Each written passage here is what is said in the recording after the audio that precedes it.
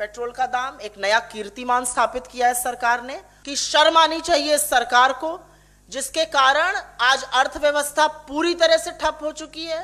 पर मुझे ऐसा लगता है सरकार को इससे रत्ती भर फर्क नहीं पड़ता है। जो मेरा मानना है कि ये 24 लाख करोड़ एक्चुअली जनता का हक था। ये सरकार की ही दया है कि 100 रुपए पेट्रोल हो गया है। ये इसी सरकार का नया कीर्तिमान है, नया रिकॉर्ड है। और ये 4 और 2.5 रुपए की बढ़ोतरी का राज्य सरकारों को एक नया पैसा नहीं मिलेगा। और रसोई गैस में आपने आग लगा दी है तो आपको आतंकवादी घोषित भी किया जा सकता है इस सरकार के कार्यकाल में। कि क्या सरकारों का काम मुनाफाखोरी करना होता है और जनता की महंगाई से कमर तोड़ना होता है? और लोगों के पास इतना पैसा ही नहीं है कि उज्ज्वला जैसे सब्सिडाइज सिलेंडर भी रिफिल करा सके आज की तारीख में। अच्छे दिन का दंभ भरने वाले ये लोग आज अच्छे दिन का नाम लेने से कतराते। बहुत हुआ है अत्याचार, कमर तोड़ महंगाई की मार, यही है मोदी सरकार। हर गृहिणी, हर आम आदमी की कमर तोड़ने का भी फैसला कर लिया, हर चूल्हे चौके में आग लगा दी है। आप यहां पर ये 2 गैस सिलेंडर देख रहे हैं और इसी के बारे में ये चर्चा है। बड़े बड़े वादे किए गए थे तो हम लोगों ने भी उस पर कुछ 2 लाइनें लिखी हैं, आपको जरूर सुनाना चाहेंगे। बहुत हुआ है अत्याचार, कमर तोड़ महंगाई की मार, यही है मोदी सरकार। नरेंद्र मोदी जी की निर्मम, असंवेदनशील और अनैतिक सरकार ने किसानों के साथ तो अन्याय करने की ठान ही ली है और हर तरह का अन्याय, हर तरह की बर्बरता कर रहे हैं। पर अब देश के हर चूल्हे चौके, हर गृहिणी, हर आम आदमी की कमर तोड़ने का भी फैसला कर लिया, हर चूल्हे चौके में आग लगा दी है। पेट्रोल और डीजल के दाम आप सबको पता है 100 रुपए के पार हो गए हैं। पेट्रोल का दाम, एक नया कीर्तिमान स्थापित किया है सरकार ने। और अब घरेलू गैस, जिसको कि रसोई गैस कहा जाता है, जिसके सिलेंडर रखे हैं, इनके दाम निरंतर बढ़ाए जा रहे हैं। 10 दिनों के अंदर, आज 15 तारीख है, मात्र 10 दिनों के अंदर इन सिलेंडर में, रसोई गैस के सिलेंडर में 75 रुपए कीमत का इजाफा हुआ है। 75 रुपए कीमत बढ़ी है। 4 फरवरी को सिलेंडर की कीमत 25 रुपए बढ़ी थी और अब आज सुबह, कल रात 12 बजे से, मतलब 15 तारीख को, यह कीमत 50 रुपए और बढ़ा दी गई है। और यही नहीं, दिसंबर 2020, मतलब 2 महीने के अंतर्गत यह कीमत 175 रुपए प्रति सिलेंडर बढ़ चुकी है, क्योंकि दिसंबर में आपको याद होगा 2 बार 50-50 रुपए की वृद्धि हुई थी। तो यही सिलेंडर जो दिसंबर में दिल्ली में 594 रुपए का बिकता था, 594 का, वो आज दिल्ली शहर में 769 रुपए, मतलब 769 का बिक रहा है। मुझे लगता है यहां पर यह याद दिलाना जरूरी होगा कि जब हमारी सरकार थी और हमारी सरकार में जब कच्चा तेल, जिसको क्रूड ऑयल कहते हैं, उसका दाम जब 100 रुपए, $150 तक पार कर गया था, तब भी रसोई गैस की कीमत 400 रुपए के आसपास थी। तो सबसे पहले मेरा मानना है कि शर्म आनी चाहिए इस सरकार को, जिसके कारण आज अर्थव्यवस्था पूरी तरह से ठप हो चुकी है, बेरोजगारी मुंह बाए खड़ी है। इन्हीं के कुप्रबंधन के चलते लोगों का वेतन घटता जा रहा है और अब आप लोगों पर कमर तोड़ महंगाई का प्रहार कर रहे हैं, चाहे वो पेट्रोल डीजल के दाम हो या रसोई गैस की कीमतें। और इसका प्रभाव अमीर से अमीर और गरीब से गरीब आदमी तक पड़ता है। पर मुझे ऐसा लगता है सरकार को इससे रत्ती भर फर्क नहीं पड़ता है। और इसलिए फर्क नहीं पड़ता है कि कच्चे तेल का कीमत कुछ भी हो, कच्चे तेल का दाम कुछ भी हो, अगर वो 20 रुपए प्रति डॉलर हो जाता है जैसा लॉकडाउन के दौरान हुआ, तब भी आपको कोई फायदा नहीं मिलता, आपको कोई राहत, कोई रियायत नहीं मिलती है। और अगर वो महंगा होता है तो भी आपको कुछ उतना ही पैसा देते जाना है। क्यों?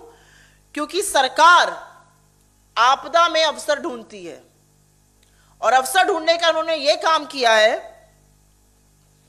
कि निरंतर एक्साइज ड्यूटी बढ़ाते रहे हैं। अपने कार्यकाल के दौरान दर्जन बार से ऊपर इन्होंने एक्साइज ड्यूटी बढ़ाकर करीब करीब 24 लाख करोड़ रुपए कमाए हैं। जो मेरा मानना है कि ये 24 लाख करोड़ एक्चुअली जनता का हक था।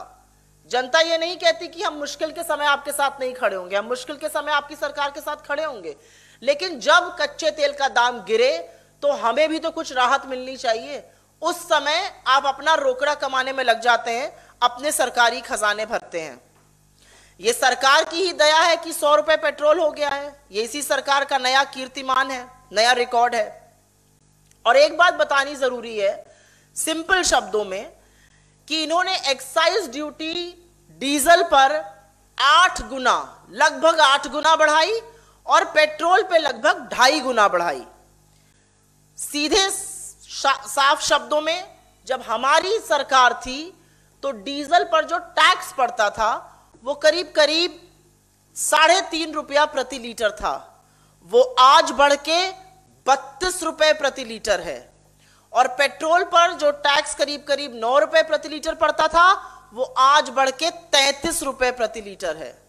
तो सबसे पहले अगर आप वाकई में लोगों का भला सोचना चाहते हैं 1 मिनट को भी, तो अपनी एक्साइज ड्यूटी को ही अगर आप कम कर दीजिए, अगर आप इसी को 33 रुपए और 32 रुपए को ही वापस ले लीजिए तो बड़ी राहत मिल सकती है। एक और बात जिसके बारे में बहुत चर्चा नहीं हुई है और बजट में यह हुआ था, इन्होंने 4 रुपए का सेस डीजल पे और 2.5 रुपए का सेस पेट्रोल पे लगाया था और यह कहा गया था कि 2.5 रुपए का पेट्रोल पे 4 रुपए का डीजल पे लगाया गया था और यह कहा गया था कि इससे आम आदमी को फर्क नहीं पड़ेगा। लेकिन यह एक बहुत सिनिस्टर प्लॉट था। यह प्लॉट इसलिए था और मैं इसको कहती हूं कि यह षड्यंत्र इसलिए था क्योंकि यह सेस लगाया गया था, एक्साइज ड्यूटी स्ट्रक्चर को चेंज किया गया।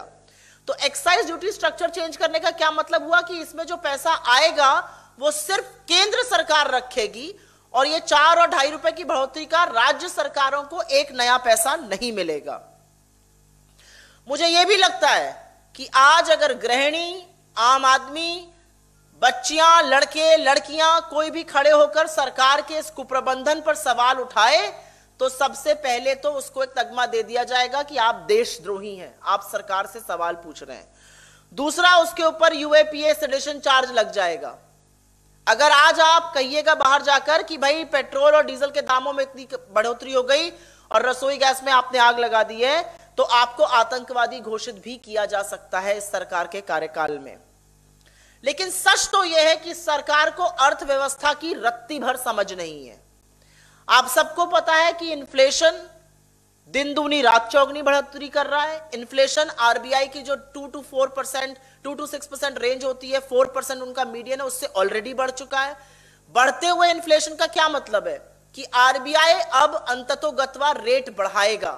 तो जो थोड़ी बहुत डिमांड आ भी सकती थी, जो थोड़ी बहुत मांग आप रिवाइव भी कर सकते थे, उस पर भी पानी फेरने का काम इस सरकार ने किया है। तो या तो इन लोगों को बिल्कुल समझ नहीं है या समझ होते हुए भी ये जानबूझकर ऐसा करते हैं क्योंकि ये रत्ती भर इनको फिक्र ही नहीं है कि आम आदमी के साथ क्या होगा। मेरा एक सवाल है और सवाल बहुत वाजिब है कि क्या सरकारों का काम मुनाफाखोरी करना होता है और जनता की महंगाई से कमर तोड़ना होता है? और इसीलिए मेरा अपना मानना है कि जो उज्ज्वला में भी अगर आप देखिए 10-10, 14-14 करोड़ सिलेंडर रिफिल ही नहीं हुए क्योंकि पैसा तो आपको देना ही पड़ेगा और लोगों के पास इतना पैसा ही नहीं है कि उज्ज्वला जैसे सब्सिडाइज सिलेंडर भी रिफिल करा सके आज की तारीख में। तो उसमें क्या हो रहा है कि लोग फिर से वही चूल्हा फूकने का और चूल्हा जलाने का काम कर रहे हैं। मुझे ऐसा लगता है कि कहीं ना कहीं अच्छे दिन का दंभ भरने वाले ये लोग आज अच्छे दिन का नाम लेने से कतराते हैं। और आप जानते हैं कि हमारी सरकार, चाहे वो राजस्थान में हो या कहीं और, हम लोग चुनाव का इंतजार नहीं करते। हमने टैक्स घटाए, जबकि हमारा राजस्व बहुत कम है इस समय, हमने फिर भी टैक्स घटाए। असम में जब चुनाव आता है तो टैक्स घटाया जाता है और अब आप देखिएगा कि जब तक चुनाव नहीं हो जाएगा असम में और बाकी राज्यों में, तब तक इस बढ़ोतरी पे रोक लगा दी जाएगी, जैसा हमने बिहार में देखा था। तो क्या चुनावों के चलते ही अब इस देश की अर्थव्यवस्था चलेगी? मुनाफाखोरी बंद होनी चाहिए।